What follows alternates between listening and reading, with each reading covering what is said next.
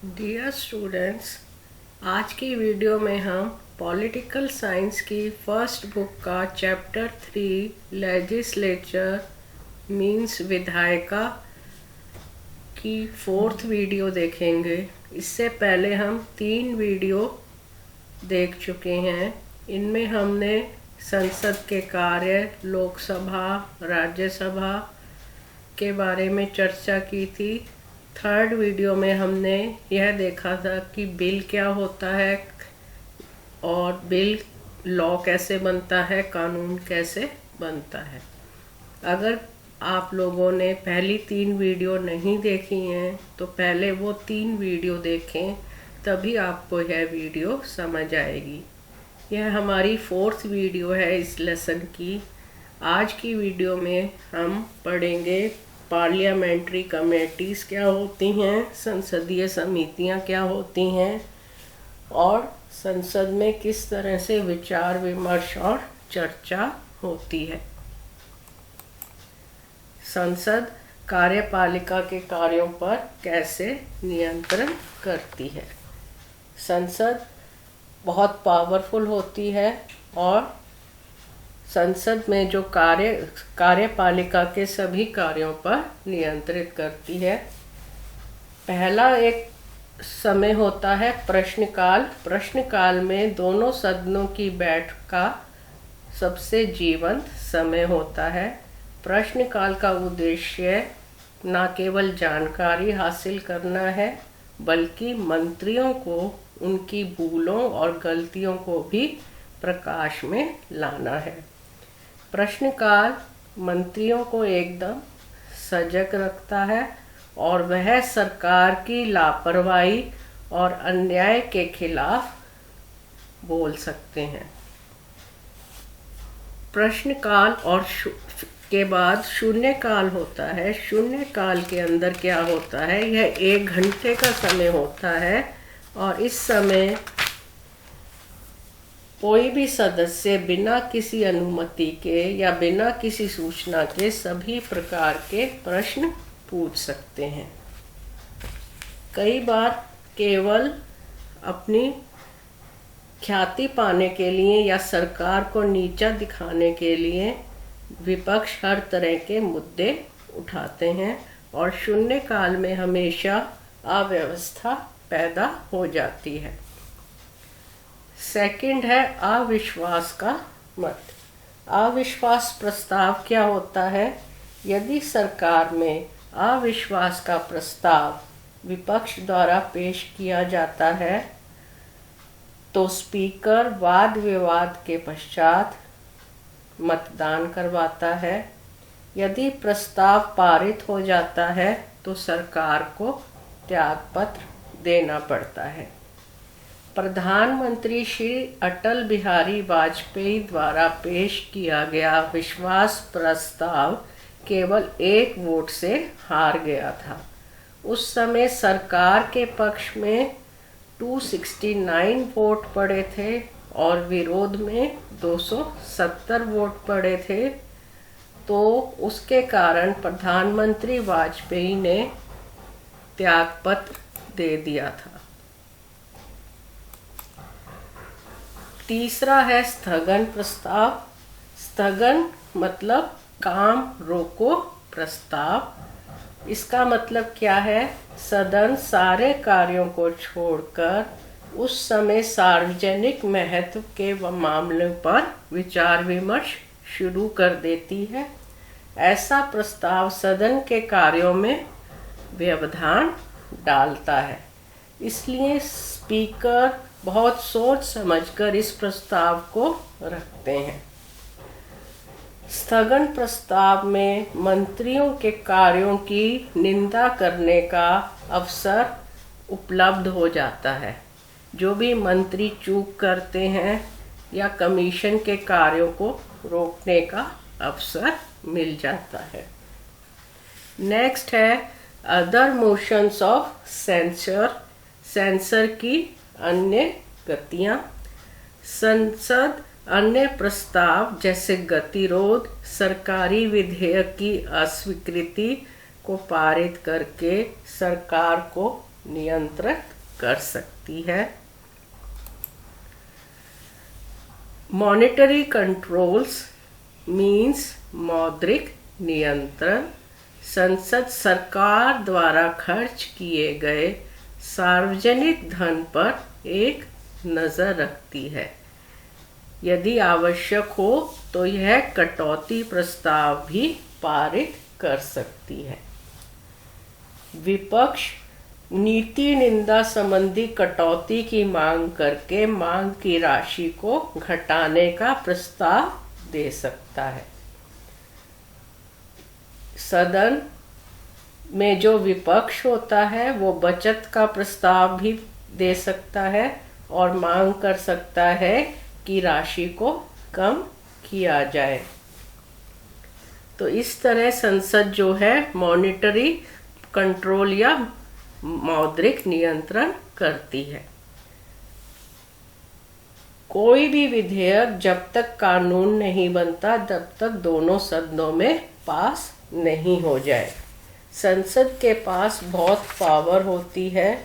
यदि सदन में संसद किसी भी सदस्य को सदन से बाहर भी निकाल सकती है यदि वो संविधान के कार्य के अनुसार कार्य नहीं करे। अगर कोई सांसद संविधान की उल्लंघन करता है तो संसद उसको संसद से बाहर भी निकाल सकती है।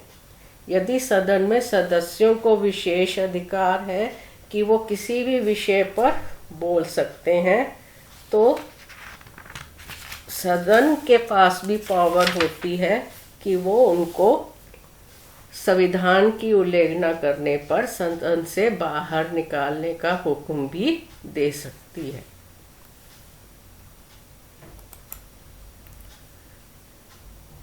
ट्रस्ट वोट विश्वास मत एक प्रस्ताव होता है जिसके द्वारा सरकार जानती है कि वह अभी संसद के विश्वास का पात्र है। मतलब विश्वास मत क्या होता है कि एक प्रस्ताव होता है जिससे सरकार को पता चलता है कि संसद में उसका पूरी तरह वोट्स हैं। अब हम पढ़ेंगे संसदीय समितियों के बारे में। संसदीय समिति क्या होती हैं, वे क्या कार्य करती हैं। संसदीय समिति प्रणाली इसलिए बनाई जाती है ताकि संसद का बोझ हल्का हो जाए।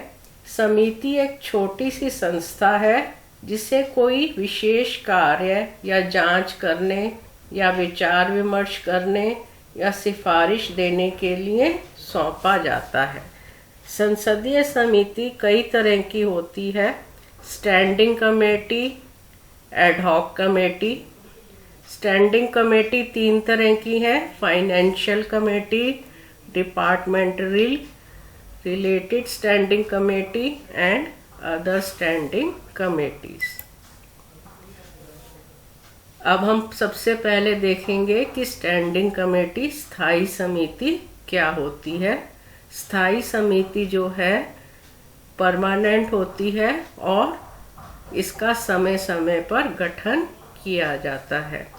एडहॉक कमेटी या तदर्थ समिति यह अस्थायी होती है और जब कार्य पूरा हो जाता है तो इस कमेटी को हटा दिया जाता है।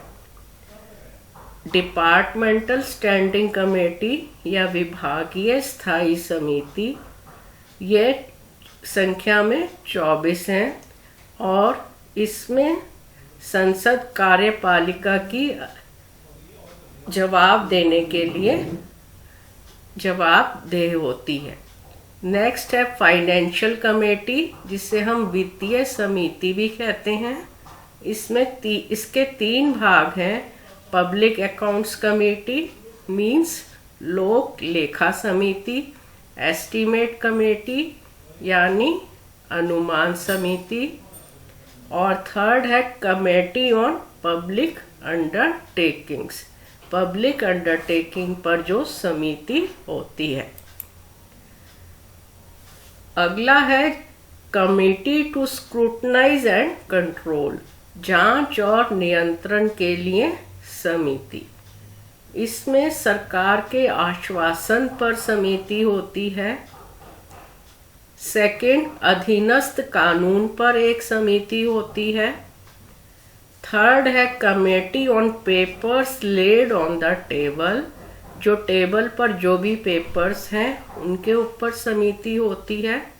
SC, schedule caste, schedule tribe, उनके वेलफेयर और कल्याण के लिए एक समिति बनाई जाती है।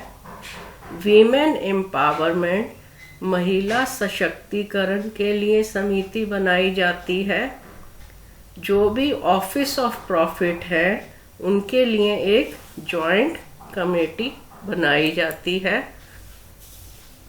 कमिटी टू इंक्वायर, पूछताछ के लिए समिति, जो समिति पूछताछ करती है उसको हम कमिटी टू इंक्वायर कहते हैं।